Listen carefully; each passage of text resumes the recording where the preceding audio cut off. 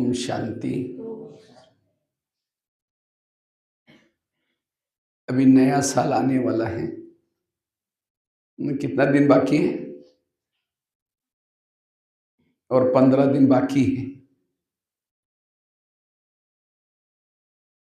तो आज हम इस वर्ष में क्या पुरुषार्थ करना है, इस 2026 में अपनी स्थिति को शक्तिशाली बनाने के लिए हम क्या क्या पुरुषार्थ करना है, स्वयं की उन्नति के लिए हम इस वर्ष में क्या धारणा करें जो हमारी स्वयं की उन्नति अच्छी तरह हो जाए, हमारी स्थिति शक्तिशाली बन जाए। उसके लिए हम क्या क्या धारणा करें, उसके बारे में हम चर्चा करेंगे।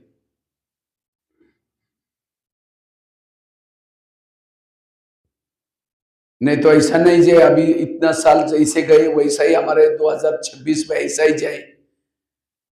तो अपनी स्थिति को शक्तिशाली बनाने के लिए, स्वयं की उन्नति करने के लिए, कर्मातीत बनने के लिए कुछ कदम इस 2026 में हम कौन से कदम रखें जो हम बाबा के नजदीक, कर्मातीत के नजदीक जाए, इसके बारे में चर्चा करेंगे। क्योंकि जिनकी अवस्था अच्छी है वो अनेक रोने वालों के आंखों के आंसू पोंछ सकेंगे। जिन्होंने अपनी अवस्था को अच्छी बनाई है वो वायुमंडल को बनाने की सेवा कर सकेंगे। जिन्होंने अपनी अवस्था को अच्छी बनाई है उनका भविष्य का पद ऊंचा होगा। जिन्होंने अपनी अवस्था को अच्छी बनाई है संगम युग में अतीन्द्रिय सुख का अनुभव कर सकेंगे। वो स्वयं भी तनाव टेंशन से दूर रहेंगे और औरों को भी तनाव टेंशन से दूर रखेंगे। उनका जीवन उनको वैल्यूबल लगेगा। लेकिन अपनी अवस्था को बनाने के लिए, स्थिति बनाने के लिए, कर्मातीत बनने के लिए हम कौन से कदम रखें? सबसे पहला कदम है आत्माभिमानी बनना, अशरीरी बनना, विधेयी बनना। अगर अपनी अवस्था को अच्छी बनानी है, ये पहला कदम रखो। इस कदम को पक्का करो, क्योंकि जो देह भान में आता है उनकी अवस्था बिगड़ जाती है। अभी मुरली में सुन रहे थे, बाबा की याद किनको आते हैं? जो आत्मा के स्वरूप में रहता है, आत्म अभिमानी, जो खुद को भूल जाता है, खुदा भी भूल जाता है। इसलिए अपनी अवस्था को अच्छी तरह बनाने के लिए यह आत्मा का लेसन पक्का चाहिए। मुझे लगता है रोज की मुरली में, बाबा कल की मुरली में भी आत्मा का पाठ पक्का करो, आत्माभिमानी बनो, देह की तरफ नजर न जाए। ये बाबा रोज ये पहला पाठ पक्का कराता है, क्योंकि इस ब्रह्मा कुमारी का सबसे महत्व का लेसन ये है। आज दुनिया के शास्त्र इकट्ठे करो, ग्रंथ इकट्ठे करो, भक्ति की सारी सामग्री इकट्ठे करो, एक पहाड़ बन जाएगा बड़ा सा। लेकिन उसे हुआ कुछ नहीं। भक्ति क्यों की? विकारों से बचने के लिए, क्योंकि लोगों को दुख और अशांति शुरू हो गई। दुख अशांति का मूल कारण विकार, और इसीलिए लोगों ने भक्ति करना शुरू किया।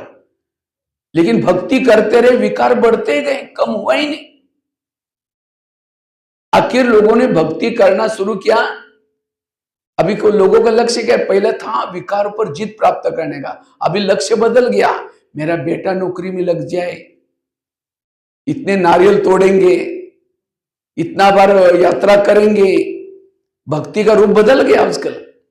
तो आखिर परमात्मा को आना पड़ा, और परमात्मा ने आकर के विकार पर जीत प्राप्त करने के लिए, सुख और शांति के लिए क्या किया? पहली बात बताई, बच्चे तुम आत्मा हो, आत्मा का पाठ पक्का करो। सारा खेल पलट गया। और जिन्होंने अभी भी विकार पर जीत प्राप्त नहीं कर रहे, युद्ध चल रहे, यह आपका पहला लेसन कच्चा है। इसलिए 2026 में ये आत्मा का लेसन अच्छी तरह पक्का करो। आत्माभिमानी बनो। जितना आप आत्माभिमानी बनेंगे आप कर्मातीत बन सकेंगे। आजकल मधुवन में जो मिलन होता है, पहले गुलजार दादी स्टेज पर आती थी, उससे पहले वो क्या होता था, ब्रह्मा बाबा के तन में, जब ब्रह्मा बाबा थे, शिव बाबा आता था, मिलन मनाते थे साकार में। लेकिन धीरे धीरे फिर ब्रह्मा बाबा भी अव्यक्त हो गए, फिर गुलजार दादी के तन में शिव बाबा आते थे, ब्रह्मा बाबा आते थे, वो भी धीरे धीरे पूरा हो गया। अब कौन सा मिलन मिल रहा है? अव्यक्त मिलन। अव्यक्त मिलन, अव्यक्त रूप में बाबा आता है अभी भी, लेकिन बाबा आता है उसको देखने के लिए आपका खुद का स्वरूप अव्यक्त चाहिए, आत्मिक स्वरूप चाहिए। तो मधुवन में कैसे बाबा आता है, मंगल मिलन मनाता है, उसका अनुभव कर सके। इसीलिए गीत है ना ब्रह्मा कुमारी का, यही कहीं बाबा नजर नहीं आते। किसको नजर नहीं आते? जो देह भान में है उसको भगवान नजर नहीं आते। इसलिए आत्माभिमानी बनो। जो आत्मा के स्वरूप में रहता है, रात को सोया है उसका योग लगा रहेगा, रास्ते में चल रहे हैं उसका योग लगा रहेगा। आत्मा के स्वरूप में रहने वालों को किसी के भी दोष दिखाई नहीं पड़ेंगे। माता ही थोड़ा ध्यान से सुनो, ये माता जी नीचे बैठो, यहां आपको चेयर पर बैठे इसलिए नींद आ रहे, ना ना मान भी नहीं रहे माता जी, मैं तो देख रहा हूं। थोड़ी ताली बजा थोड़ा सा अच्छी तरह क्लास में, माया को भगा दो। बीच बीच में कोई पॉइंट अच्छी लग रही ताली बजाना, ताली बजाने मेरा उमंग नहीं बैठेगा कि मेरा क्लास वाह मेरी ताली बजा रहे। ताली बजाने से जो सो रहा है उठ जाएगा थोड़ा सा। अभी नया साल की बातें सुना रहा है, ऐसे कर रहे, जिनकी आंखें बंद है उसका कान भी बंद है, सुन ही नहीं रहे, एब्सेंट है यहाँ। क्योंकि मैं माउंट आबू से आया, साथ में माया ने भी अपना सैनिक भेजा है। कौन? वो दिखता नहीं है, आलस। वो माया कहते हैं माउंट आबू से भाई आया, क्या सुना रहे, इस सब के ऊपर मेरा इतना अच्छा राज्य चल रहा है, अगर ये बातें सुनेंगे तो मेरा राज्य गंवा जाएगा। तो माया आकर के सामने आलस की संजीवनी बूटी सुंगा कर चली जाते हैं। फिर आलस है, इसलिए अटेंशन से बैठो, ठीक है? बीच बीच में ताली जरूर बजाना है। क्योंकि मैं तो स्कूल में बच्चे को पढ़ाता ना, कोई बच्चा चंचल करता है खड़ा करते हैं उसको, आपको तो खड़ा नहीं करेंगे।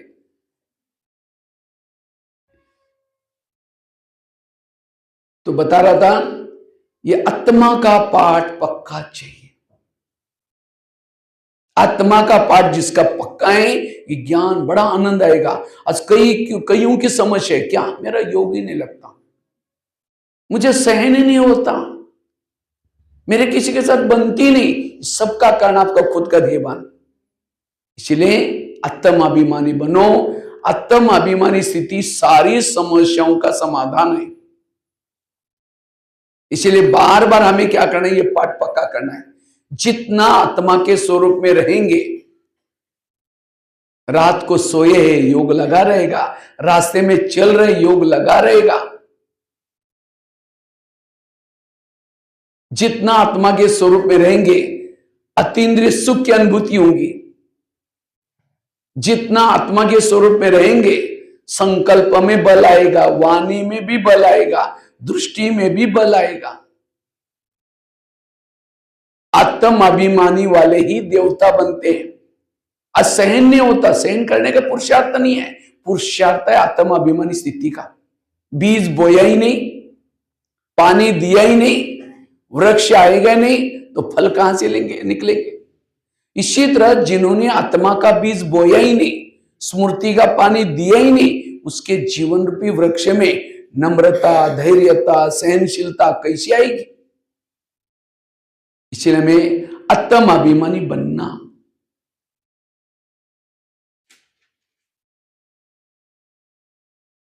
संस्कार बदल जाएंगे।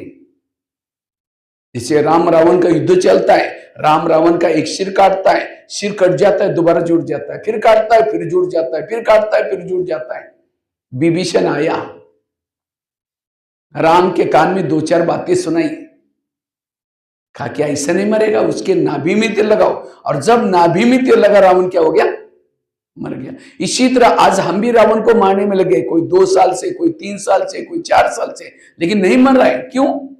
हम उसके गले काटते, काम का गला काट देते, दोबारा जुड़ जाता है, फिर काट देते, फिर जुड़ जाता है। रावण के नाभि में तीर लगाओ। नाभि अर्थात देह भान। जब तक देह भान को खत्म नहीं करेंगे, सबसे बड़ा विकार है देह भान। काम बाद में आता है, क्रोध बाद में आता है, लोग बाकी बाद में आते हैं, पहले आता है देहभान। देहभान विकारों का सरदार है, मुख्य है। उस मुख्यों को मारो, बाकी सारे भाग जाएंगे। कोई कहते मुझे ये संस्कार तंग करता है। जहां देहभान है, विकार, वही भूत कहां रहते हैं? अंधेरे में भूत रहते हैं। इसी तरह ये भूत डरता है किसे? लाइट से डरता है। इसी तरह विकार रूपी भूत कहां रहते हैं? जहां आत्मा का भान नहीं है, वहां विकार रूपी भूत रहते हैं। पहले जमाने में घर गांव गांव में भूत रहते थे, आजकल नाम निशान खत्म हो गया क्योंकि लाइट हो गई।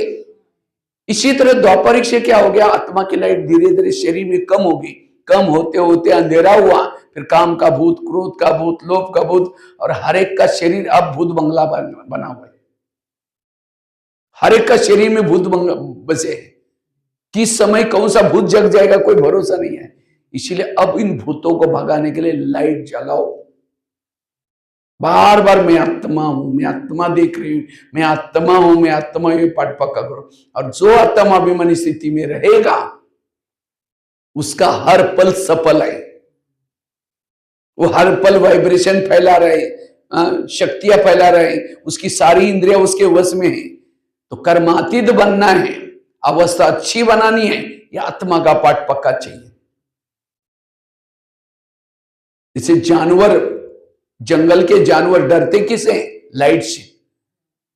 लाइट है तो छोटा बच्चा को भी देख करके शेर भागेगा। वो छोटे बच्चों को नहीं देख करके, वो लाइट को देख करके घबरा रहा है। इसी तरह ये दुनिया भी एक जंगल है, काम क्रोध के जानवर घूम रहे, और इसी जंगल से आपको माया रूपी जानवर से बचना है। आत्मा की लाइट सदा जली रही, इसलिए आत्माभिमानी बनो। जितना आत्माभिमानी स्थिति में रहेंगे,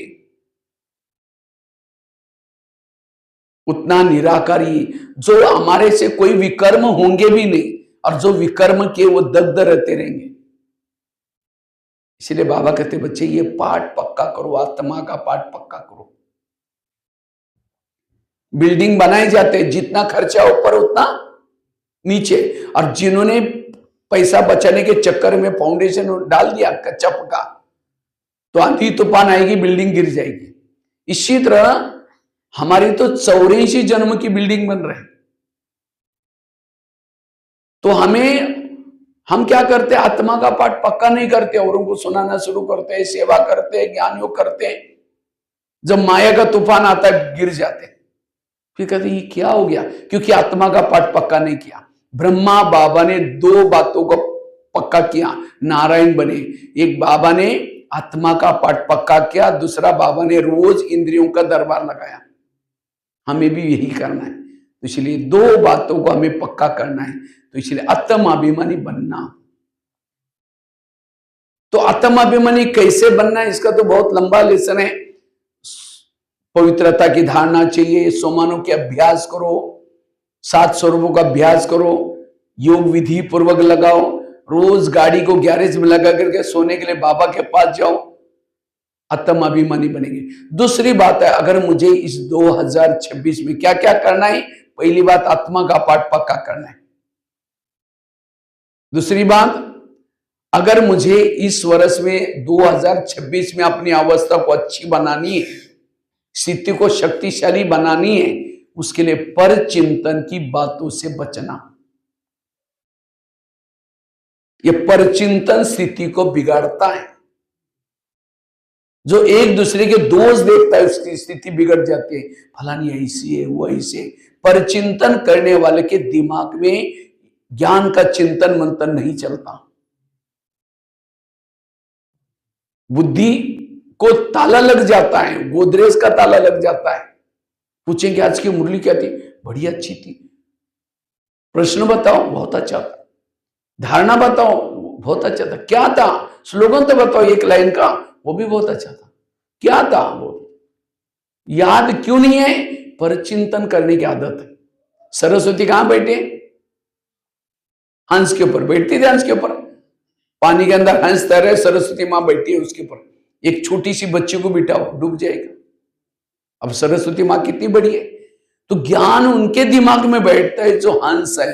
हंस अर्थात नीर अलग, खीर अलग, दूध अलग, पानी अलग।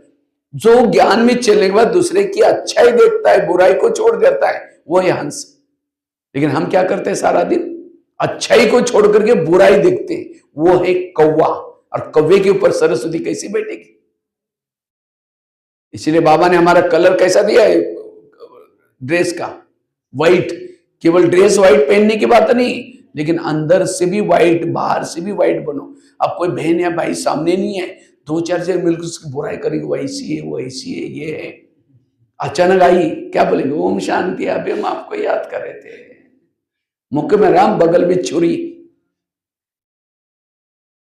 पर चिंतन की नजर वालों को हीरे भी कोयले नजर आते हैं। हीरे भी कोयले नजर आते हैं। कहते इसको कोई अक्ल नहीं, पता नहीं कैसा वो भाई है, कैसी बहन है, पता नहीं बाबा ने कैसे चुना है। अरे भगवान से तुम होशियार हो गए क्या? क्यों? पर चिंतन करने की नजर है। इसलिए इस पर चिंतन से बचना इस 2026 में। पर चिंतन जहां होता है वहां वायुमंडल खराब हो जाता है। जहां पर चिंतन होता है वो कर्म योगी नहीं बन सकता। बैठ करके योग कर रहा है वो भी योग नहीं लगेगा। पर चिंतन करने वालों को भगवान कभी प्यार नहीं करेगा। अब समझे किसी के घर में जाओ, उनके बच्चे भी बैठे हैं, बाप भी बैठा है, बच्चों को कहेंगे बच्चे ठीक नहीं, नालायक है, ऐसा है वैसा है, और बाप को कहेगा बहुत अच्छे, आप कितने अच्छे। बाप कहेंगे तुम पहले यहां से भाग जाओ, तुमने मेरे बच्चों को गिलाने की, तुम मेरे को अच्छा बोलता है। हर मम्मी पापा को अपने बच्चे प्यारे होते हैं। इसी तरह सारा दिन कहेंगे वो बहन ऐसे, वो भाई ऐसे, वो ऐसा है वैसा है, और शाम को योग में बैठेंगे, मीठे बाबा, प्यारे बाबा, शांति के सागर, दया के सागर, बाबा कहकर तुम पहले यहां से भाग जाओ, तुमने मेरे बच्चे को गिलाने की, तुम मेरे वो ये बोलता है। प्रैक्टिकल बात है। अगर मेरा योग नहीं लगता, मेरे अंदर पर चिंतन करने की आदत है। इसलिए इस 2026 में ये धारणा पक्की करो, मुझे ये समय पर चिंतन करने का नहीं है। 84 जन्म की सीढ़ी देखिए ना, उतरने के लिए कितना समय लगा? 5000। उसी सीढ़ी को ऊपर तक जाना है, कितना समय मिला है? सेकंड तो यहां क्यों बैठे फिर? कितना समय मिला हुआ है? 100 साल मिला है। और 100 साल तो हर एक को नहीं मिला ना। किसी को 10 साल, किसी को 20 साल, किसी को 30 साल। थोड़ा सा योग लगाया, सीढ़ी चढ़, एकादी चढ़ गई। थोड़ा सा अमृत विला किया, सीढ़ी चढ़ गई। थोड़ा सा मुरली सीनी, सीढ़ी ऊपर चढ़ गए। पर चिंतन किया, जितनी सीढ़ी चढ़ी थी उतना नीचे आ गए। यही करते रहेंगे, चढ़ते रहेंगे, उतरते रहेंगे, चढ़ते रहेंगे, उतर। सतयुग में तो पहुंचेंगे नहीं। इसीलिए अब मुझे इस 2026 में किसी का भी पर चिंतन नहीं करना। कई कहते हम करते नहीं, लेकिन कोई आकर के सुनाता है तो क्यों सुनाता है? हम कहते हैं अच्छा, और क्या हुआ, और क्या हुआ। मुझे तो गुलजार दादी के साथ रहने का मौका मिला 10 साल तक। मैंने दादी की एक विशेषता वंडरफुल क्या देखी, दादी के पास कोई भी अगर किसी की बुराई करता था, दादी सिर नहीं हिलाती, एकदम ऊपर चली जाएगी बाबा के पास। और हम क्या करते? अच्छा अच्छा अच्छा, वैसे है। अगर आपके घर में कोई कचरा ला करके डाल रहा है तो आप क्या कहेंगे? आपका बहुत बहुत धन्यवाद, रोज आया करो, और जहां पूजा होती है वहां डाला करो, ऐसे बोलेंगे। कचरा डालने को तो भगाएंगे, और ये लेकिन यहाँ कोई कचरा डालता है तो और क्या हुआ? उठ के भी जा रहे, बैठो ना, चाय पानी पी के जाओ, बताना क्या हुआ। एक बार अगर उनको कचरा डालने वालों को, बुराई सुनाने वालों को चाय पानी पिलाया, रोज आपके पास आएंगे। और जहां कचरा है वहां बाबा कैसे रहेगा, वहां शांति कैसे है, सुख कैसा है। इसलिए अब मुझे पर चिंतन की बातों से बचना। और वैसे तो सब लोग करते हैं, लेकिन माताएं ज्यादा परचिंतन करते हैं। हाँ, इसमें से जो परचिंतन कभी नहीं करता वो हाथ खड़ा करो। झूठ बोले कौवा काटे। करो, क्यों नहीं कर रहे? इसका मतलब करते हैं तो क्या क्या फायदा होता है? हाँ, जब नुकसान होता है तो फिर करते क्यों? हाँ, क्यों करते हैं?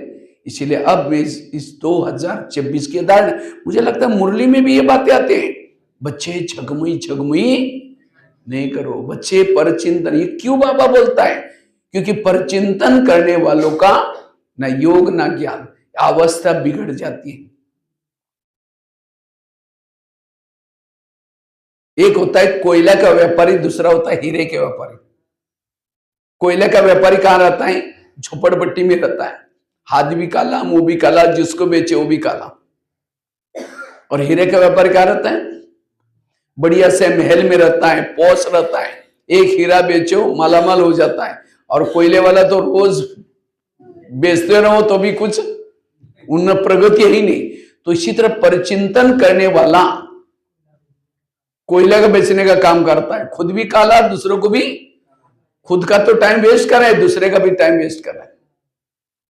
इसलिए कोयले के व्यापारी नहीं बनो, हीरे के व्यापारी बनो। और हीरे कोई अलग नहीं होते, कोयले के खाने में क्या होते हैं? हीरे। जिसका दोष देख रहे हैं, जिसके अवगुण देख रहे हैं, आज उसके अंदर कुछ अच्छाई भी तो छिपे है ना, उसके अंदर कुछ अच्छाई भी तो छिपे है ना। इसलिए मुझे अब इस 2026 में परचिंतन नहीं करना है। और जहां कोयले होते हैं, मैं अभी इससे पहले मेरा टूर था छत्तीसगढ़ में। छत्तीसगढ़ में एक कोरबा के पास एक गेवरा करके एक स्थान है, मैं वहां गया था स्कूल में सेवा करने के लिए। और बहनों ने मेरे एक दिन में 7 प्रोग्राम रखे थे। और वहां जब गया तो इतनी धूल ही धूल। मैंने कहा भैया क्या ऐसा क्यों? कहा कि यहाँ कोयले के खानी है, एशिया में सबसे बड़ी खानी, ओपन माइंस है वहां। इतना धूल वहां। अब मैं जब शाम को जब वहां से आया, मेरा 8 दिन के लिए गला ही खराब हो गया, गला ही बैठ गया, वो इतनी धूल मिट्टी अंदर गई। देखो, कोयले का व्यापार करने वाला या कोयले के बिजनेस करने वाला दुआएं लेते हैं, वहां रहने वाले सारे बीमार पड़ते हैं। उनको शरीर के तो क्योंकि हवा में वो कण है तो अंदर जाएगा, आंखों में जाएगा, अंदर जाएगा, तो कितनी बीमारी, तो दुआएं मिलते हैं। इसी तरह परचिंतन करने वाला आसपास में जो भी रहेगा उसको अशांति, तनाव में आएगा, टेंशन में आएगा, परेशान रहेगा। तो दुआएं ली और बद दुआएं ले ली। इसलिए अब हमें वायुमंडल में, हमें तो वायुमंडल को शुद्ध बनाना है। बाकी तो बहुत सारे सेवाएं की और बैठ करके परिचिंतन किया, हमने और डिसर्विस की, जमा कुछ ही नहीं। फिर कहते पता नहीं हम ज्ञान में चलते, योग करते, खुशी नहीं है क्योंकि हम वायुमंडल को खराब करें। इसलिए अब मुझे देवता ही तब आएंगे जब वायुमंडल को अच्छा बनाएंगे। इसलिए अब मुझे किसी का भी परिचिंतन नहीं करना। जैसे कोई फैक्ट्री से धुआं निकलता है, गवर्नमेंट क्या करते है? उसको ताला मार जाता है, क्योंकि वायुमंडल खराब कर रहा है, पेड़ पौधे खराब हो जाएंगे पॉल्यूशन से। इसी तरह जब परिचिंतन करेंगे, बाबा ऊपर से देखेगा, ऊपर से देखेगा ये यूपी के कौन से फैक्ट्री से धुआं निकल रहे हैं, तो आपके बुद्धि का ताला बंद कर देगा फिर। हाँ, बाबा कहते हैं मेरे अच्छे अच्छे बच्चे थे, मेरे अच्छे अच्छे बच्चे थे, ज्ञान योग करते थे, लेकिन आज वो ही नहीं, चले गए। क्यों चले गए? उनकी फैक्ट्री बंद हो गई, ताला लगा दिया दोबारा। 63 जन्मों में मंदिर में जाकर के कहते हैं भगवान मेरा ताला खोलो, ताला खोलो। भगवान ने ताला तो खोल दिया, फिर धुआं निकलना शुरू किया। इसीलिए अब मुझे ये परचिंतन की माया से बचना है। कभी भी किसी का परचिंतन ना करना है, ना किसी को सुनाना है, इससे टाइम वेस्ट हो जाता है। और परचिंतन करते समय पहले तो देखेंगे कोई सुन तो नहीं रहा है, इधर उधर नजर करके फिर धीरे से कान में बोलेंगे। जो यहाँ परिचिंतन करेंगे, जिसका परिचिंतन करेंगे उसका कीर्तन भजन गाना पड़ेगा। आप लोगों ने भजन कीर्तन तो छोड़ दिया ना, भजन करते कोई मंदिर में जाते हैं आजकल,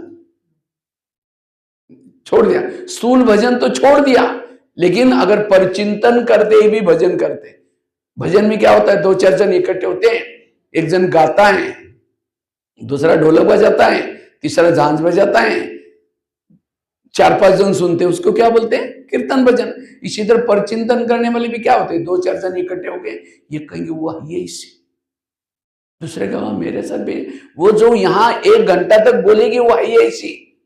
द्वापर जब आएगा, जिसका परिचिंतन किया उसके मंदिर बनेंगे, उस मंदिर में उसी शहर में इन 4-5 लोगों को जन्म लेना पड़ेगा, जिसने ये कहा कि वो है ऐसी। वो क्या कहेंगे, हे देवी तुम बड़ी महान हो, यहां कहा था वो है ऐसी, और वहां क्या बोलेंगे, हे देवी तुम बड़ी महान हो। जिसने हाँ में हाँ मिलाया था वो क्या कहेगा, ढोलक बजाता रहेगा पीछे से, और जिसने हाँ मेरे साथ भी ऐसा वो मजारा बजाएगा, और जिसने सुना था कुछ नहीं बोला था वो भजन सुनेंगे 1 जन्म तक।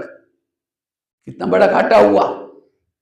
परिचिंतन करने वाले देवी के भगत बनेंगे, और जो आपस में मिलो, बाबा जी आज की मुरली बहुत अच्छा थी, प्रश्न बहुत अच्छा था, तो शिव के भगत बनेंगे। ज्ञान का चिंतन करने वाले शिव के भगत, और एक दूसरे का परिचिंतन करने वाले देवी के भगत। एक शिष्य था, भगवान के पास जाता है, कहता है भगवान मुझे सुख चाहिए, मुझे शांति चाहिए। तो भगवान ने कहा ठीक है मैं तुम्हें वरदान देता हूं, साथ में 2 थैले देता हूं।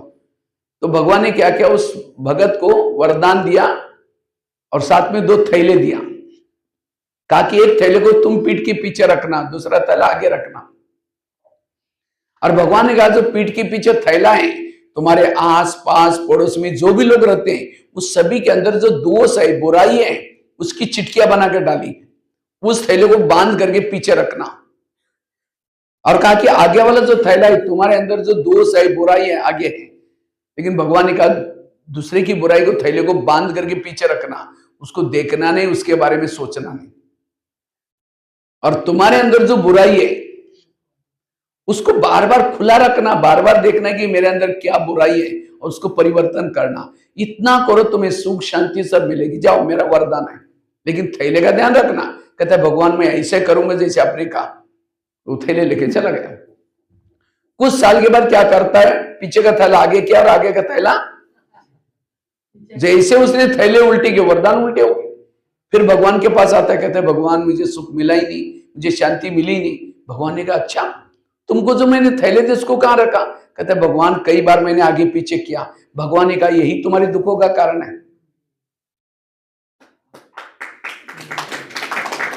ये कहानी किसी और की नहीं, ये हमारी अपनी कहानी है। आज हम भी आते हैं, किस लिए आते हैं?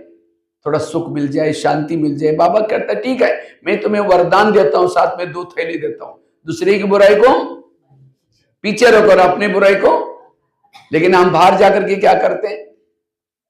दूसरे की बुराई को क्या करते हैं? आगे करते हैं और अपनी बुराई को।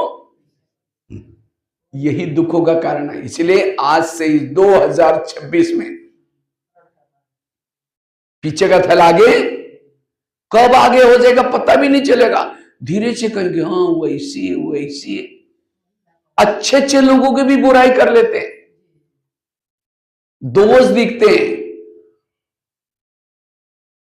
और जिसका परचिंतन करेंगे उसको भी तकलीफ होगी ना। इसलिए बाबा कहते बच्चे ये परचिंतन स्थिति को बिगाड़ता है। कर्मातीत नहीं बनेंगे, योग नहीं लगेगा, खुशी नहीं होगी। आए थे हरि भजन करने के लिए, उठने लगे कपास। परचिंतन करने वाले ज्ञान में ज्यादा समय चल नहीं सकते। बाबा कहते मेरे अच्छे अच्छे बच्चे थे, ज्ञान योग करते थे, लेकिन आज का है नहीं, चले गए। क्यों? यहां आए थे किसी लिए? दूसरों को देखना शुरू कर दिया। एक सत्संग चलता था, उसमें बहुत सारे लोग आते थे। तो एक दिन शिष्य गुरुजी को कहता है गुरुजी मुझे एक वरदान चाहिए। तो गुरुजी ने कहा क्या वरदान चाहिए? कहते हैं मेरे बारे में सबके दिल में क्या चलता मैं जानना चाहता हूं। तो गुरुजी ने कहा ठीक है, मैं तुम्हें वरदान देता हूं, साथ में एक छड़ी देता हूं। छड़ी मतलब मांत्रिक डंडा।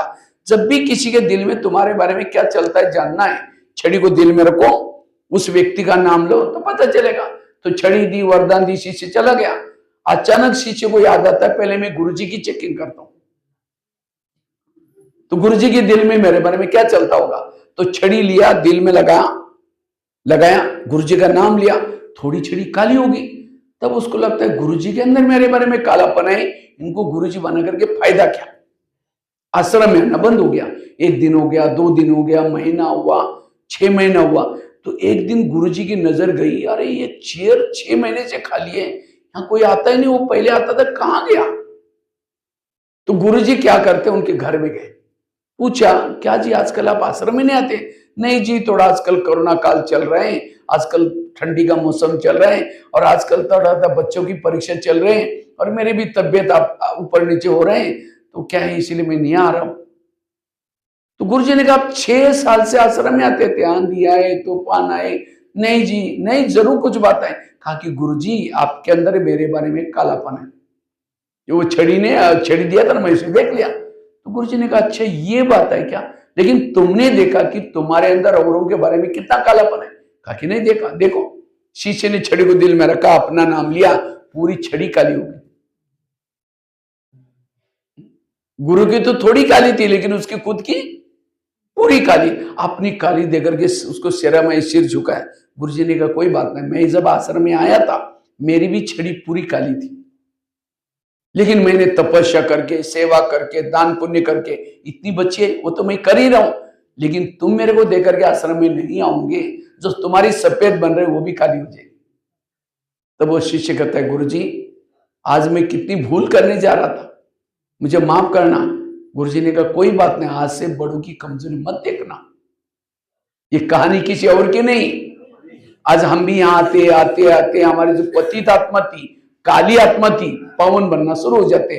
लेकिन जैसे ही यहाँ आते, सेंटर पर आएंगे, बहनों के संपर्क में, फिर कहेंगे यहाँ जो पैसे देते हैं ना उसको ज्यादा आगे करते, फलानी बहन जी ऐसी है, वो ऐसा, वो ऐसा। भावना याद रखना, जो परचिंतन करता है, किसी के दोष देखता है, उसके लिए भावना खराब हो जाती है। और जितनी जिसकी भावना ऊंची उतना योग ऊंचा। इसलिए किसी के प्रति भी भावना को खराब मत होने दो। इसलिए पर चिंतन से बचना।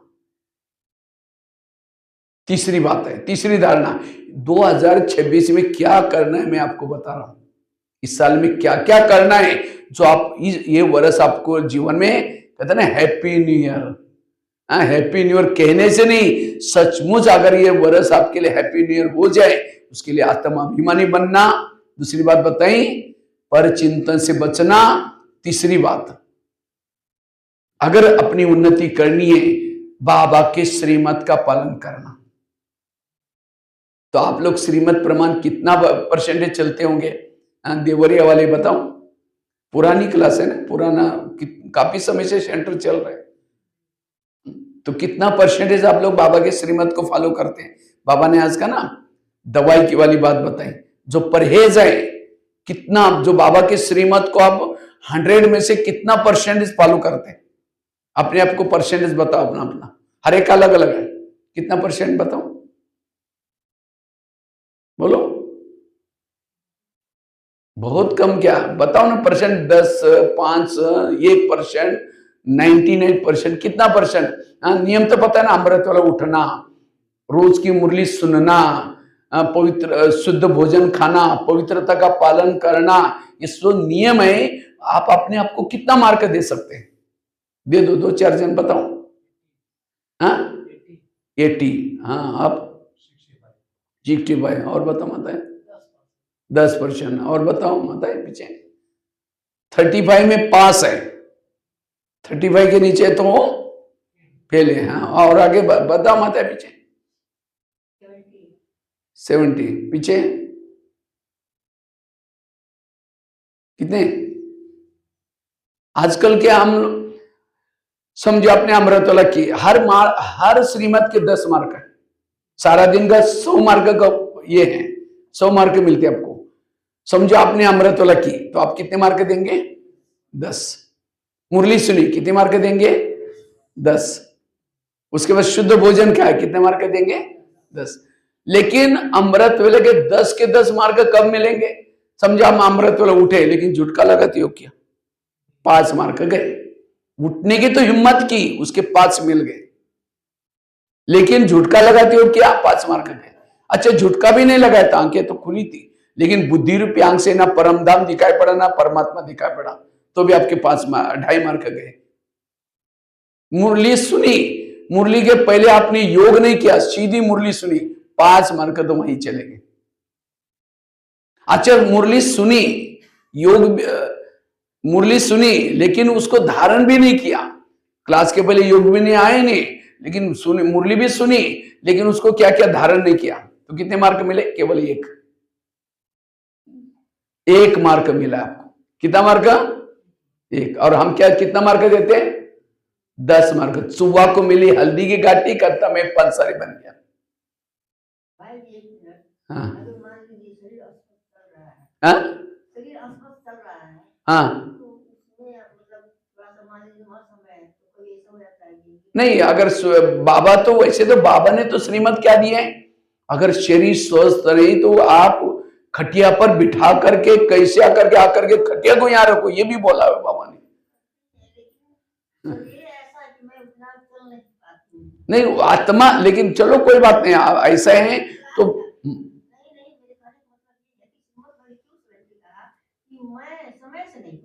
हाँ कोई बात नहीं, रिक्शा करके आ जाओ, कुछ नहीं, माना कोशिश करना है हमें।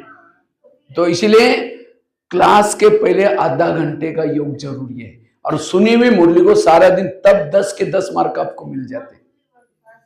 हाँ इसलिए अच्छा समझो भोजन बाहर का नहीं खाया, खुद का बना हुआ भोजन खाया, लेकिन बातें करते खाया, 5 मार्क चले गए। आपने बैच नहीं पहना, 5 मार्क गए। यूनिफॉर्म में नहीं, उसके भी भले यहाँ बहने आपको नहीं बोल रहे, एक बार आपको बता दिया, रोज कोई नहीं बोलने वाला, हर एक का कंप्यूटर लगा हुआ है ऊपर बाबा के पास। आपने बैच पहना, आपके खाते में मार्क जमा हो गया, नहीं पहना तो मार्क कट हो गया, यूनिफॉर्म में नहीं मार्क कट हो गया, और लास्ट में सबके कंप्यूटर ऑफ हो गए, जिसने जितना मार्क जमा है उसे नंबर बनेंगे। इसीलिए ये साधारण यूनिवर्सिटी नहीं है, इसीलिए बाबा कहते श्रीमत का आज, लेकिन हम श्रीमत का उल्लंघन क्यों करते? पहली बात है लोक लाज। क्यों नियम का उल्लंघन करते हैं? लोक लाज। यहाँ तो यूपी में तो लोक लाज कम है, मैं तो राजस्थान में रहता हूं।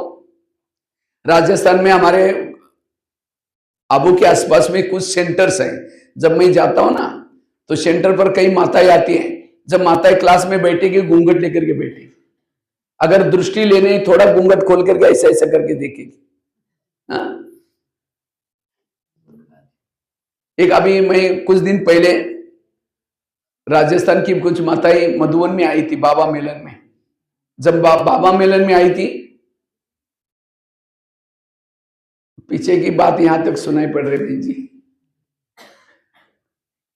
तो राजस्थान की माताएं कुछ मधुबन में टेलीफोन, पहले टेलीफोन बूथ रहते थे, फोन करने के लिए आई थी। जब एक माताजी फोन, मैं भी कुछ काम से खड़ा था, एक माताजी फोन कर रही थी, जैसा उसका फोन लगा घूंघट लेकर के उसमें से बात कर रही थी। मैंने उस माताजी को पूछा, माताजी घूंघट से बात क्यों कर रहे थे? कहते ससुर जी से बात कर रहे थे ना। हमने कहा ससुर जी कहाँ है? कहते जयपुर में। देखो एक जन्म की ससुर जी के लिए इतना 500 किलोमीटर दूर से भी घूंघट लेकर के बात कर रहे, लेकिन ससुर जी का ससुर जी कौन है? शिव बाबा। उसकी इतनी लोक लाज है, अगर अमृतवाला नहीं उठेंगे ससुर जी क्या बोलेंगे, अगर मुरली नहीं सुनेंगे ससुर जी। इसलिए बाबा की लोक लाज करो, किसी की करने की कोई जरूरत है? आज सीता कमजोर क्यों बनी? कहते ये साधु है, अगर उसको भिक्षा नहीं देंगे तो नाराज हो जाएगा, श्राप देगा। ये श्रीमत में क्या मिलाया?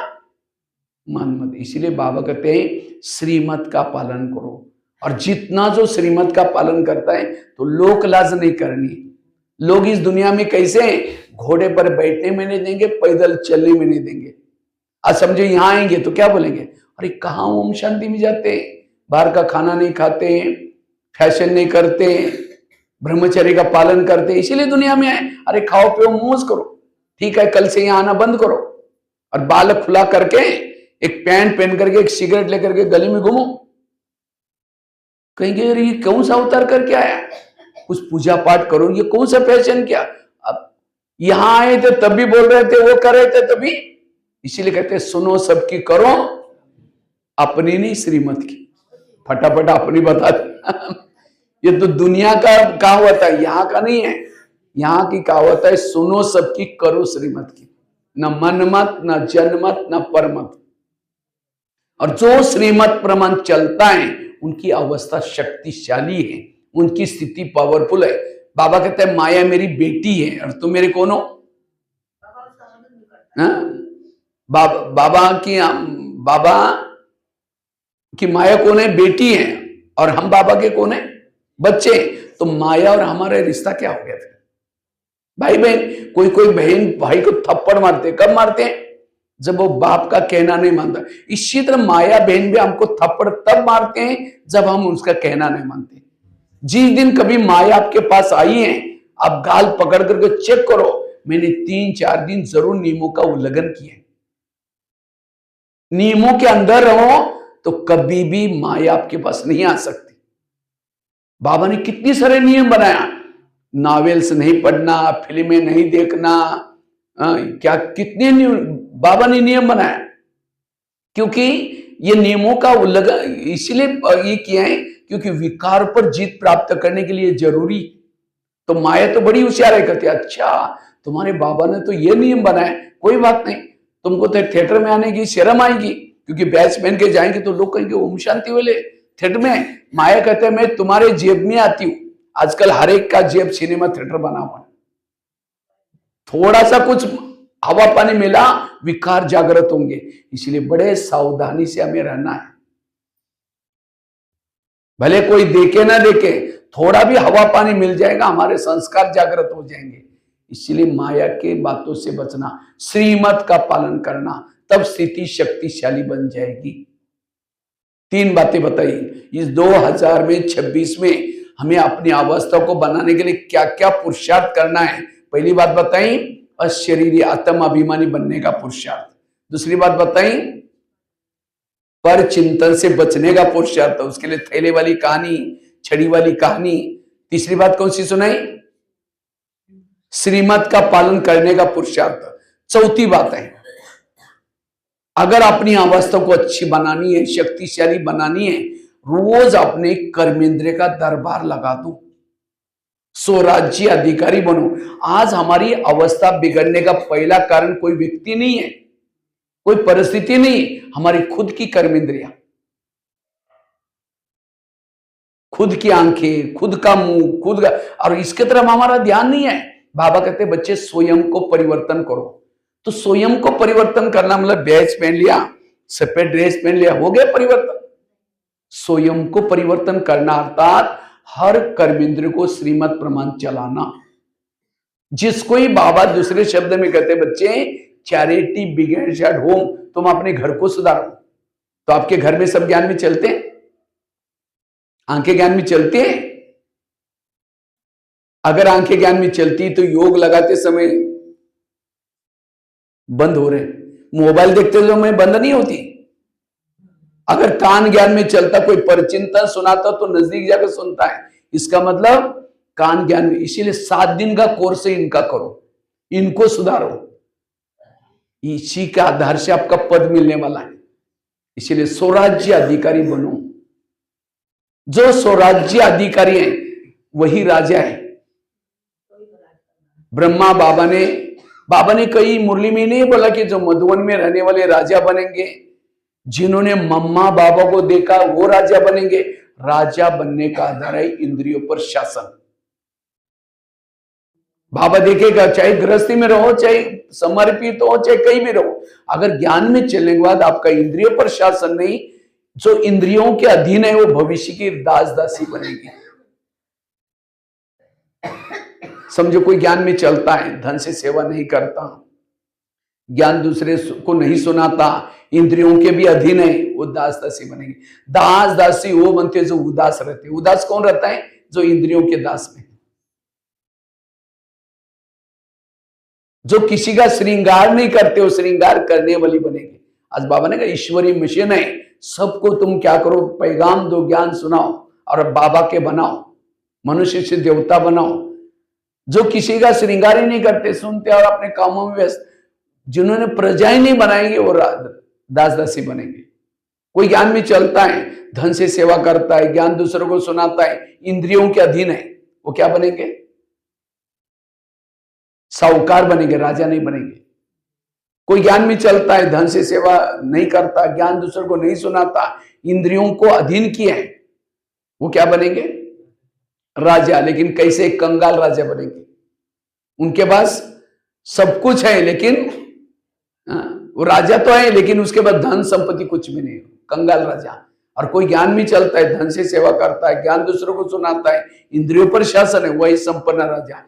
तो चेक करो मेरी गाड़ी कौन से ट्रैक में है। इसलिए ब्रह्मा बाबा ने इंद्रियों का रोज दरबार लगाया। आज माया कई बाहर से नहीं आती, कान से आते हैं, मुख से आते हैं, मन से आते हैं, बुद्धि, इनको ठीक करो। तो रोज हमें क्या करना है? अमृत वाला उठने के बाद एक एक इंद्रियों से बातें करनी है। कैसी? सबसे पहले बात करो कान से, हे मेरे कान, तुम मेरे इस राज्य के शान हो, अगर तुम ना होते मैं ईश्वरीय महावाक्य कैसे सुनता, इसलिए तुम्हारा बहुत बहुत धन्यवाद। लेकिन आजकल तुम परचिंतन की बातें भी सुनते हो, अगर सारा दिन तुम्हें परचिंतन की बातें सुनेगा, मैं तुमको सजा दूंगा। आगे चलो मुख के पास, मुख, तुम भी मेरे इस राज्य के शान हो, अगर तुम ना होते मैं ईश्वरीय महावाक्य औरों को कैसे सुनाता। लेकिन कभी कभी तुम परचिंतन करते हो, करेगा मैं तुमको सजा दूंगा। आगे चलो, एक एक इंद्रियों से सवेरे सवेरे दरबार लगा दो। ब्रह्मा बाबा ये करते थे, लेकिन आज हमारे इसके तरफ ध्यान। अंधेरी नगरी, चौपट राजा, टकेसर बाजी, टकेसर काजा, इस नगरी का राजा सोए, उसके अंदर जोचे हो रहे। आंधा पीस रहा है और कुत्ता बैठ करके उसको खा रहा है। अंधे को लग रहा है मैंने बोरी भर करके पीसा, जमा कुछ नहीं। इसी तरह हम थोड़ा योग लगाते हैं, अमृत वाला करते हैं, मुरली सुनते हैं और सारा दिन आंखों से गलत देखते हैं, कान गलत सुनता है, मन गलत सोचता है, जो कमाया खत्म, जमा कुछ भी नहीं। इसलिए बाबा मिलने के बाद जो खुशी होनी चाहिए, जो स्थिति होनी चाहिए, वो नहीं है, क्योंकि लीकेज हो रहा है। इसलिए स्वराज्य अधिकारी बनो। ये समय कौन क्या करता उसको देखने के लिए अपनी इंद्रियों पर शासन करो। जिसका इंद्रियों पर शासन है उसके इर्द गिर्द में गुण और शक्ति होती है। प्रधानमंत्री दिल्ली में शांति में कब रहेगा? जब उसके पार्टी के सारे लोग अपनी ड्यूटी एक्यूरेट करता है। एक ने गलत काम किया, उनकी आंखें खुल जाएंगी, आंखें नींद फिट जाएंगे। इसी तरह आत्मा भ्रुकुटी में शांति में तब बैठती है जब हर इंद्रिया अपनी ड्यूटी एक्यूरेट करते। आंखों ने गलत देख लिया, आत्मा की नींद फिट गई, कान ने परचिंतन कुछ गलत सुन लिया, आत्मा की नींद फिट गई। इसलिए स्वराज्य अधिकारी बनो। संगम युग का स्वराज्य अधिकारी भविष्य का राज्य अधिकारी बनता है। राजा बनने का आधार है स्वराज्य अधिकारी बनना। समझो प्रधानमंत्री को किसी ने गाली देने वाला पत्र लिखा, वो पत्र कहां जाता है? उसके पीए के पास। पीए पढ़ेगा, क्या कहता है फालतू आदमी क्यों लिखता है ऐसा, इतना अच्छा काम करा है, माना उसका पीए हितैषी है। तो हमें कोई गाली देता है, हमारी गाली कहां जाती है? हमारा पीए कौन है? आत्मा का कान। फटाफट कान पहुंचाता, हमको गाली दी, गाली दी, गाली। मन डिस्टर्ब हो गया, बुद्धि डिस्टर्ब हो गया, सारी इंद्रिय डिस्टर्ब हो। और सवेरे की 4 पेज की मुरली सुनी थी, कान उसको नहीं बोलता कि आज बाबा ने ऐसे बोला, उसको निकाल लेता है। इसका मतलब कान मेरा हितैषी नहीं है। जब आपकी इंद्रिय आपकी हितैषी नहीं, तो राजा कैसे बनेंगे? राजा बनने के लिए जैसे भारत में अंग्रेज घुसे थे, उनको भगाया कैसे? क्यों भारत में अंग्रेज आए? क्यों? क्योंकि भारत में नवाबों का शासन था। बंगाल का नवाब, बिहार का नवाब, सूरत का नवाब, अंग्रेज आए, उनके साथ दोस्ती की नवाबों के साथ, और क्या क्या दिल्ली के ऊपर अटैक किया, भारत गुलाम हो गया। इसी तरह शरीफ हमारे इंडिया है, राजधानी यहां है, और इसमें कई नवाब आए, कान, मुंह, आंख। तो माया रूपी अंग्रेज आता है, दोस्ती किसे करता है? कान से परचिंतन सुना, मुख से वर्णन किया, मन में गया, बुद्धि में गया, आत्मा के ऊपर अटैक। इसलिए तो भारत में अंग्रेज घुसे तो उनको भगाया कैसे? तो आज हमारे शरीर में भी विकार आए हैं, उनको भगाना कैसे? रोज दरबार लगा दो। जैसे भारत में दरबार लगाते थे, जैसे क्या किया, नमक का सत्याग्रह, दांडी यात्रा, कुछ अखबार छपवाते थे, तो भारत की जनता जागृत हो गई। तब लगा कि अंग्रेज हमारी उन्नति करने के लिए नहीं आए, हमको लूटने के लिए आए, तब जाकर के भगा दिया। इसी तरह हमारी हर इंद्रिया कह के माया गोव्य, तब स्वराज्य अधिकारी बनेंगे। और जो स्वराज्य अधिकारी है, जैसे नौका पानी के ऊपर से जाएगी, पार कराएगी, नौका के अंदर पानी आएगा तो डुबा देगी। जो इंद्रियों को चलाता है वो सफल बन जाता है, जिसको इंद्रिया चलाते वो डूब जाता है। कृष्ण जब रथ में बैठता है, पहले घोड़ों से प्यार करता है, थपथपाता है। क्यों? घोड़े जाकर के दुर्योधन के सामने गिर जाएंगे, पराजय हो जाएंगे। इसी तरह हमें भी परम धाम से जब अमृत वेला करके आते हैं, अपने घोड़ों से प्यार करो ना आते समय, हे कान तुम ऐसी कोई चीज ना सुनना जो मेरी पराजय हो जाए, हे आंखें तुम ऐसी चीजें ना देखना जो मेरी पराजय हो जाए, हे मन इंद्रियों से प्यार करो। यही गीता का ज्ञान है। हे अर्जुन तुम अपनी घोड़े की लगाम अपने हाथ में रखो, स्वराज्य अधिकारी बनो। स्थिति को शक्तिशाली बनाना है, कर्मातीत बनना है। ये कदम है कौन सा? स्वराज्य अधिकारी का कदम। 4 कदम बताए। पहला कदम आत्म अभिमानी अशरीरी का कदम, दूसरा कदम परचिंतन से मुक्त बनने का कदम, तीसरा कदम श्रीमत पर चलने का कदम, चौथा कदम स्वराज्य अधिकारी का। लास्ट की बात, क्योंकि सभी की हलचल हो रही है, इसलिए मुझे लग रहा है कि इनको जाना है। मैं तो सुना रहा हूं, लेकिन आपकी बुद्धि वगैरह बाहर, तो सुना के फायदा क्या होगा? हा? आपकी हलचल देख करके मुझे लग रहा है, बहन जी को तो फोटो के लिए बोला था तो भी ले लो, 25 फोटो बोला था तो भी वो कैमरा यहाँ छोड़ के चली गई। क्या बोलो उनको, बताओ।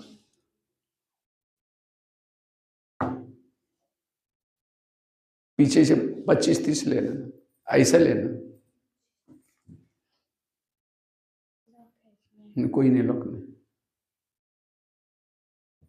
तो मैं आपको बता रहा था लास्ट का कदम, कम से कम 5 कदम का तो अभ्यास करेंगे, हो सकता है ये वर्ष आपके लिए बहुत कुछ देके जाएगा। ये वर्ष आपको शक्तिशाली बना सकता है। जो इतना दिन ब्राह्मण बनकर के नहीं किया, इस साल आप कर सकेंगे। 5वां कदम है सकारात्मक बनने का, पॉजिटिव बनने का कदम। हमेशा पॉजिटिव रहो, कुछ भी हो जाए निगेटिव सोचना ही नहीं, क्योंकि जो पॉजिटिव है वो आत्माभिमानी बन सकता है, पॉजिटिव है वो योगी बन सकता है। निगेटिव कभी योगी। पॉजिटिव वालों के पास एक शक्ति आती है, उस शक्ति का नाम है सहन शक्ति। सहन शक्ति बड़ी बहन है, बाकी शक्तियां उसकी छोटी बहन है।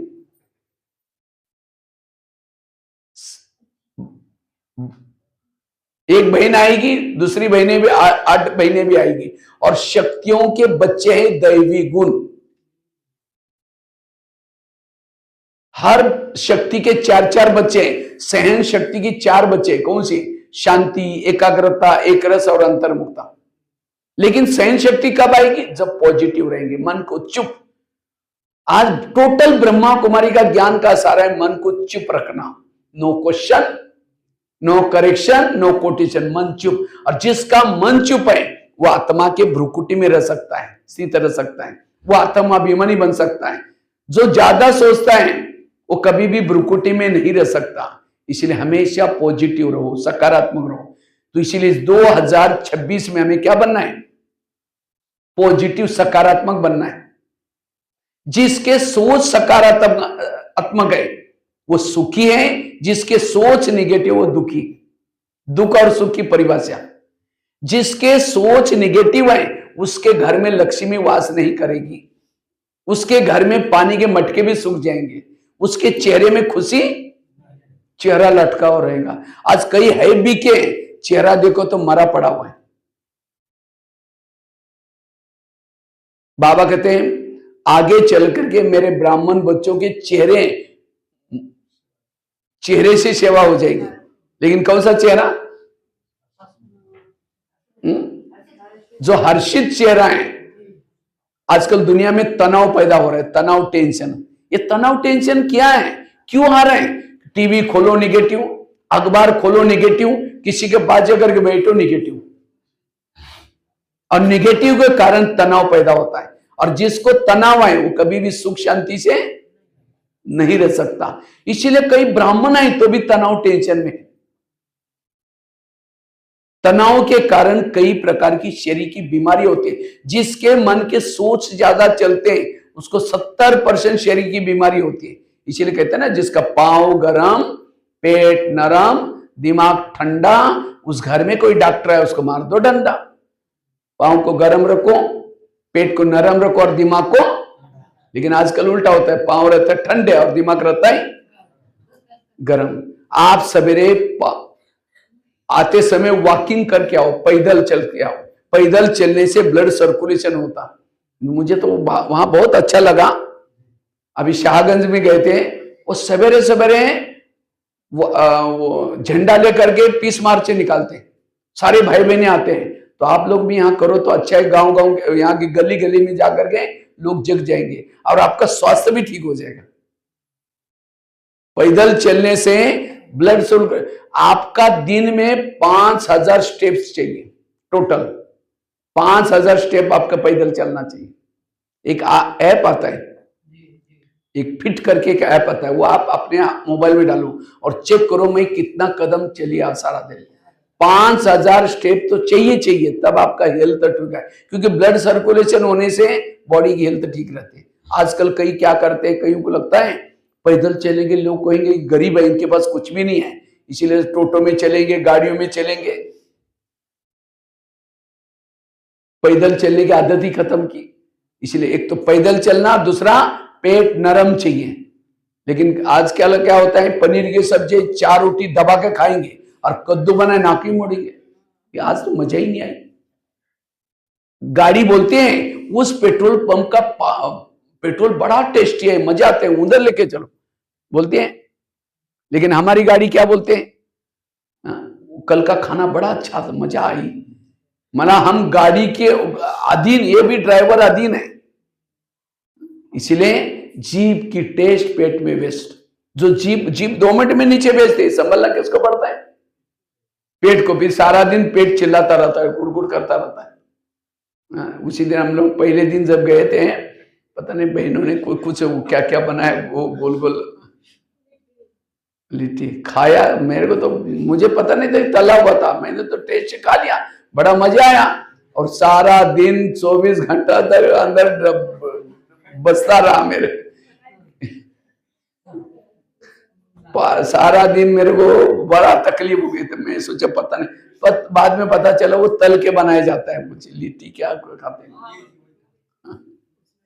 तो इसलिए आजकल हेल्थ का बहुत ध्यान देना पड़ता है, क्योंकि एक तो हमारे सोच निगेटिव रहता है, दोबारा ये भोजन डाइजेस्ट नहीं होता है।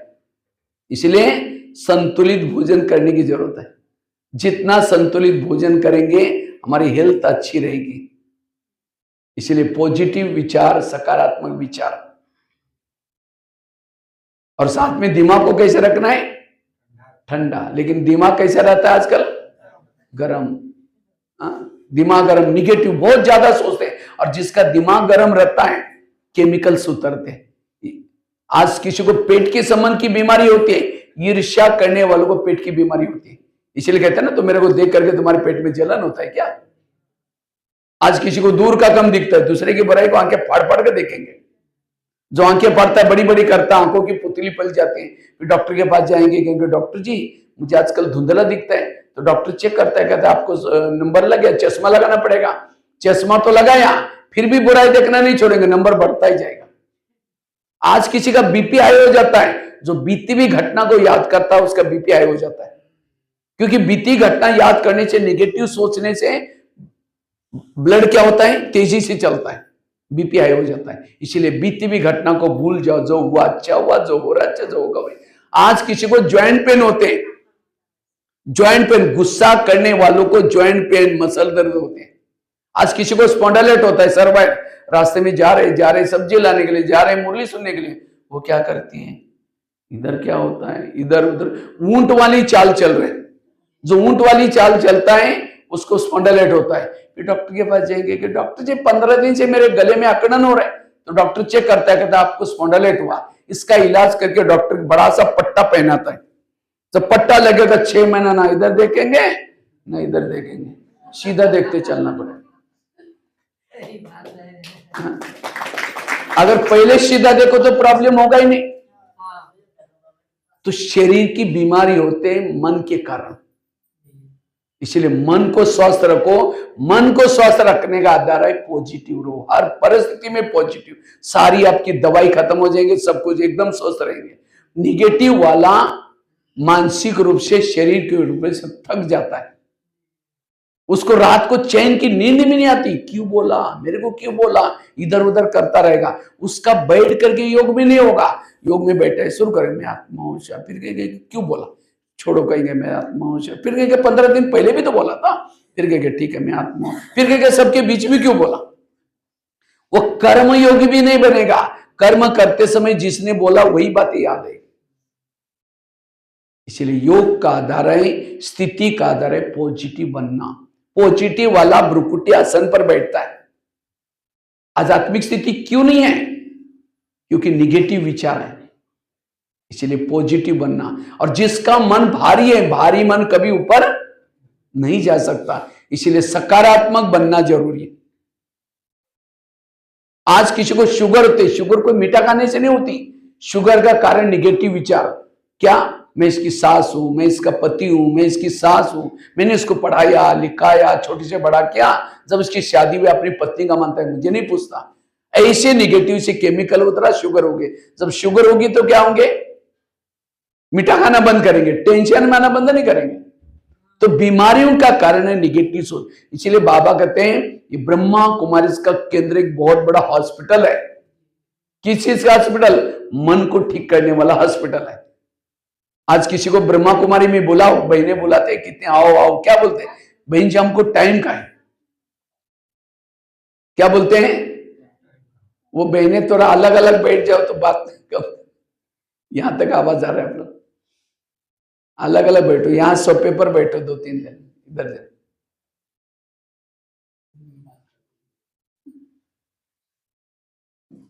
यहां किसी को बुलाते हो तो क्या बोलते हैं, टाइम नहीं है। चलो यहां नहीं आएगा, ज्ञान योग नहीं करेगा, टेंशन में आएगा, कोई बीमारी होगी, हॉस्पिटल में जाने का टाइम है, हॉस्पिटल में जाते हैं। आज यहां नहीं आएगा, कोई ना कोई अपराध होगा, जेल में जाने का टाइम है, उसके लिए टाइम है।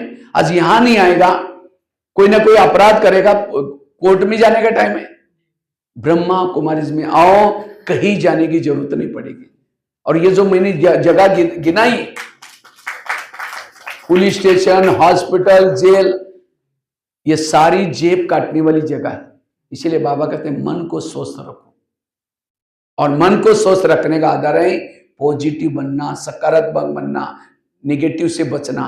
तो इसीलिए 2026 में अगर हेल्दी, वेल्दी, हैप्पी बनना है, अपने सोच को पॉजिटिव बनाने का प्लान बनाओ। कुछ भी हो जाए, क्योंकि बातें बहुत आने वाली है, क्योंकि ये हमारा अंतिम जन्म है। न जाने मैंने, आज कई कहते हैं हम ओम शांति में जाते, ब्रह्मा कुमारी में जाते, तो भाई हमारे जीवन में प्रॉब्लम क्यों, प्रॉब्लम मेरे पिछले जन्मों का हिसाब है। आपके घर के जितने भी लोग हैं, आपका पति, आपके बच्चे, आपकी सास, ये पिछले जन्मों के हिसाब। इतना ही नहीं, हम बीके भी आपस में कनेक्शन में आते हैं, किस आधार से, पिछले जन्मों के हिसाब चुकता करने के लिए आए। समझो अभी मैं 1-2 दिन के लिए यहाँ आया हूं, हो सकता है कुछ बहनों के साथ हमारी किटपिट कुछ होगी, वो चुकता करने के लिए आए, तो इसलिए ये हम कनेक्शन में आते हैं, इसलिए हिसाब चुकता करने। अब उसी समय हमें हर बात को साक्षी होकर के पॉजिटिव बनना जरूर। अगर मैं कुछ निगेटिव सोचूंगा तो घाटा किसका हो जाएगा, मेरा ही हो जाएगा। इसीलिए आज समझो कोई सास है, बहू को तंग करते, बहू को तनाव, टेंशन आ रहा है, अगर वो सास और बहू का पिछला जन्म दिखाई जाए तो आज जो बहू है पिछले जन्म उसकी सास थी, और जो सास है वो कौन थी, इसीलिए कहते हैं ना सास भी कभी बहू थी। आज बीके भी संपर्क में कैसा, कहीं कहते हैं ज्ञान में चलते हैं और ये सेंटर की इंचार्ज है फिर भी ऐसी करते हैं, उन्होंने मेरे साथ ऐसा किया क्या, पिछले जन्मों में आप राजा बनकर उसको भी तंग किया था, परेशान किया था, तो वो भी आपको तंग करेंगे, लेकिन उसका एंजॉय करो, आनंद लो, निगेटिव में नहीं जाओ। अगर निगेटिव में जाएंगे तो घाटा, आकाश में थूकेंगे तो कहां आएगा। इसीलिए बाबा कहते हैं जो नाराज होते हैं उसने राज नहीं समझे। इसीलिए हमेशा पॉजिटिव बनना, यह है पुरुषार्थ, हल्के बनना, क्योंकि हमारा ब्रह्मा कुमारी इसका मुख्य लक्ष्य है हमें हल्का बनना, फरिश्ता बनना। ब्रह्मा कुमारी इसका विद्यार्थी जीवन है हमारा। हम कौन है अभी, विद्यार्थी जीवन। ब्रह्मा कुमारी से एक यूनिवर्सिटी है, पर ब्राह्मण हमारा विद्यार्थी जीवन है और फरिश्ता हमारी डिग्री है। अरे माता जी अब टाइम मेरे पास कम है, फिर बाद में अलग से पूछ लेना, नहीं मेरा ट्रैक बदल जाएगा फिर। वो ठीक है, तो इसलिए इस वर्ष में हमें हल्का, जब तक फरिश्ता नहीं बनेंगे तब तक आपको देवता बनेंगे, आप सतयुग में जाएंगे, लेकिन अगर ऊंचा पद चाहिए तो आपको फरिश्ता स्थिति चाहिए, डिग्री चाहिए। आप यूनिवर्सिटी में पढ़ाएं, डिग्री नहीं है उसके पास, यूनिवर्सिटी पढ़ाएं, वो चपरासी तो बन ही जाएगा। इसलिए डिग्री लेने के लिए हमेशा हल्का बनो। कर्मातीत मतलब क्या, हल्का बना, कर्म करते हुए भी हमेशा उन बातों से हल्का, पॉजिटिव रहना, वो है हल्का। और इसलिए संकल्पों को बचाना, जिसको आजकल दुनिया में कहते हैं तनाव। तनाव को इंग्लिश में क्या बोलते हैं, टेंशन। टेन मतलब कितना, 10, सन मतलब बच्चे, टेंशन मतलब 10 बच्चे, पहले तो 2 4 है, फिर 10 पैदा होंगे। अब जितने जिसके संकल्प निगेटिव है, शाम को बैठेगा वही संकल्प हिलाते रहेंगे, पापा जी, एक को भगा दूसरे के कहा पापा जी। इसलिए हमेशा पॉजिटिव। किसी ने मेरा बुरा किया, हम क्या बोलते हैं, ये तो पागल ही है, इसको कोई अक्ल ही नहीं है, ऐसे हम शब्द यूज कर लेते हैं। अगर हमारे पास कोई रिकॉर्ड रखेंगे ना, उसको एक बार ध्यान से सुनो, मैं देवी बनने वाली, देवता बनने वाली, और हम ऐसे ऐसे शब्द यूज कर लेते हैं। भले बोलते नहीं है, मन से भी कहते, नफरत करते, तो भी क्या हो गया, तो पूजा कैसी होगी उसकी। इसीलिए बड़े सावधानी से हमें, क्योंकि ब्राह्मणों में ताकत होती है, हमने ब्रह्मचर्य का पालन किया है, ध्यान साधना करते हैं। अगर किसी को पागल बना, बोल दिया शब्द, वो पागल बन जाता है। तो हमने क्या किया, देवी बनकर यही वरदान दिया। इसीलिए हमेशा किसी ने बुरा किया, बाबा इस आत्मा का कल्याण करना, ये दुआएं जाएगी, उसका भी भला करेंगे, आपका भी भला करेंगे। अगर हमने इसका सत्यानाश हो जाए, शब्द जाएगा सत्यानाश, उसका भी आपका भी सत्यानाश ही होगा। जैसा एसएमएस आप भेजेंगे, आपको भी वही एसएमएस आएगा। इसीलिए इस वर्ष में हमें, जिसको बाबा कहते बच्चे, शुभ भावना दो। नया वर्ष में क्या बोलते हैं, शुभ भावना, शुभ कामना। एक दिन 31 तारीख को नहीं, पूरा साल हमें क्या करना है, सबके लिए शुभ कामना, शुभ भावना देना है। तब ये वर्ष आपके लिए हेल्दी और हैप्पी रहेगा। और उसके लिए रोज 3 बातों का पुरुषार्थ करना। अगर संकल्पों को बचाना है, अमृत वेला अच्छी तरह करना। तो अमृत वेला कौन कौन उठता है, हाथ खड़ा करो। अच्छा, सब लोग उठते हैं, लेकिन अमृत वेला का चुपचाप आपका वीडियो बनाया जाए, अमृत वेला का वीडियो बनाया जाए, वही आपको दिखाई जाए कि मेरा है, मैंने ऐसे किया था। दीवार के सारे बैठे, मुंह खुला के बंदा है, 2 बार मच्छर अंदर भी गया और बाहर भी आया, पता भी नहीं चला। अगर ऐसा योग करेंगे तो हमारी अवस्था कैसी बनेगी। इसलिए हमें अमृत वेला अच्छी तरह करना है। और दूसरा, क्लास के पहले आधा घंटे का योग करना है। और दूसरा, रोज की मुरली कहां के सुनिए, सेंटर पर। अगर सवेरे सवेरे ये 3 चीजें भी आप करेंगे, ये वर्ष आपका बहुत अच्छा जाएगा। हमारी स्थिति बनाने के लिए 3 बातें बहुत इंपॉर्टेंट है। मैंने तो ब्राह्मण जीवन में और कोई पुरुषार्थ नहीं किया। मैं अपने लास्ट में मेरी कहानी भी सुनाऊंगा, मैं कैसे ज्ञान में आया। एकदम साधारणता से आज इतनी बड़ी सेवा करे, मैंने और कुछ नहीं पुरुषार्थ किया। ये 3 बातें अंडरलाइन की। अमृत वेला का योग, भले इतना ट्रेवलिंग करता हो, बाहर जाता हूं, कितना भी दोपहर को रेस्ट करो या ना करो, लेकिन अमृत वेला अच्छी तरह हम क्या करते हैं, योग कर लेते हैं।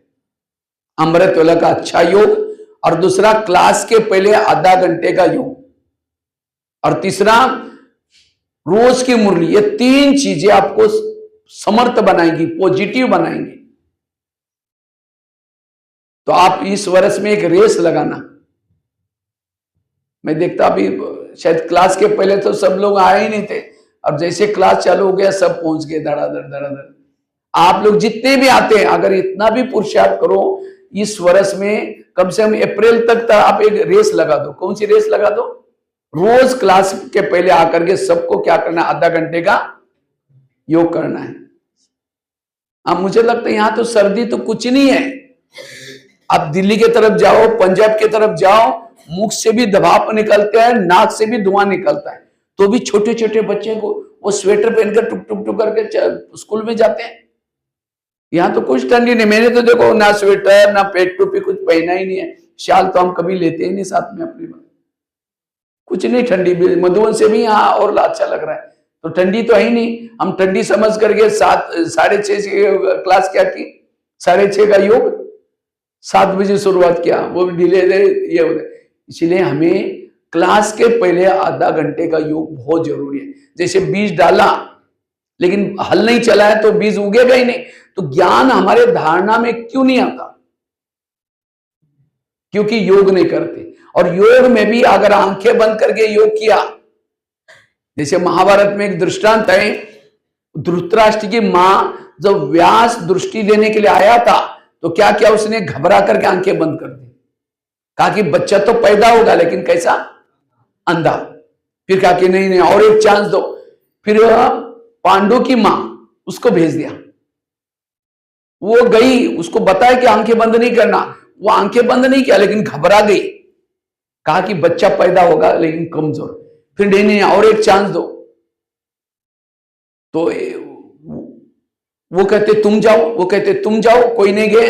तो क्या किया, एक दासी को भेज दिया, क्योंकि उनको क्या पता था कि क्या होने वाला है।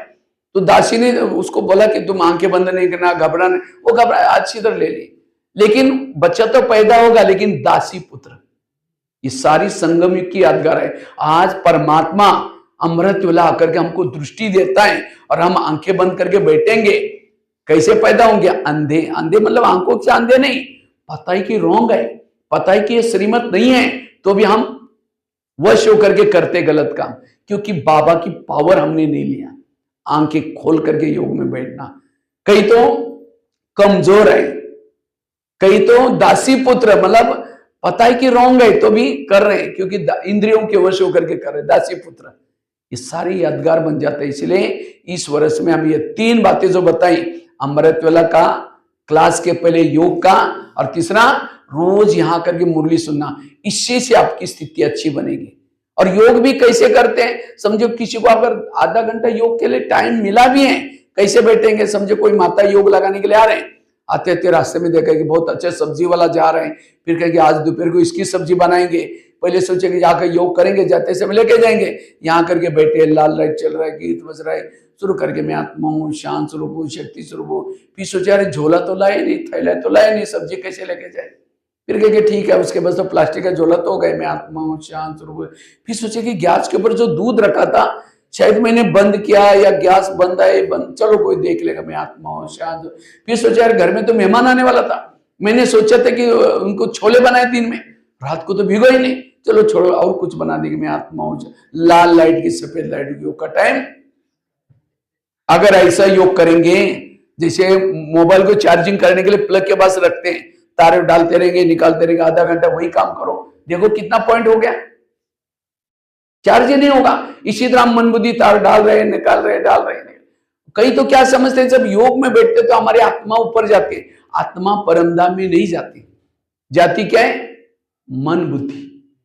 जैसे मोबाइल को चार्जिंग में लगा, यहां दोनों तारे डाली, स्विच चालू किया, तो चार्जिंग होने के लिए क्या बैटरी मोबाइल से निकल करके घुसने निकल जाते हैं प्लग में, बैटरी कहां रहते हैं? इसी तरह हमारी आत्मा बैटरी है, शरीर मोबाइल है। जब योग में बैठते तो मन बुद्धि परमात्मा से टच होती है।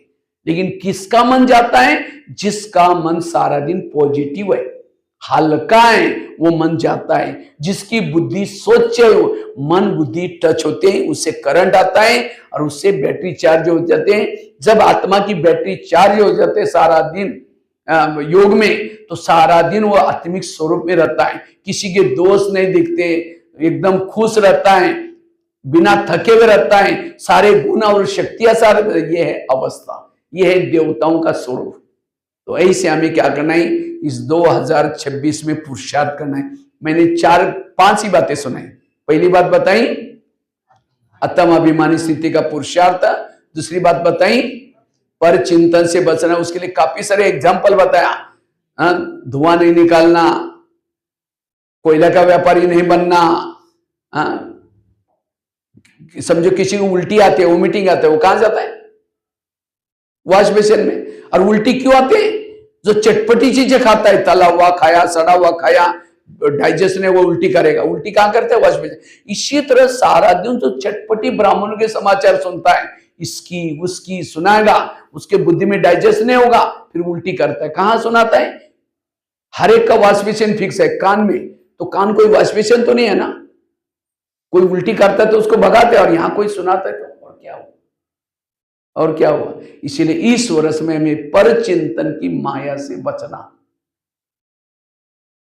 कुछ भी अगर गलत देखा भी है, उसको डाइजेस्ट करो अंदर, इधर उधर नहीं फैलाओ, इससे बचना। तीसरी बात कौन सी बताई, श्रीमत का पालन, यथार्थ श्रीमत का पालन। और चौथी कौन सी बताई, स्वराज्याधिकारी बनकर के हर इंद्रियों को क्या करो, दरबार लगा दो।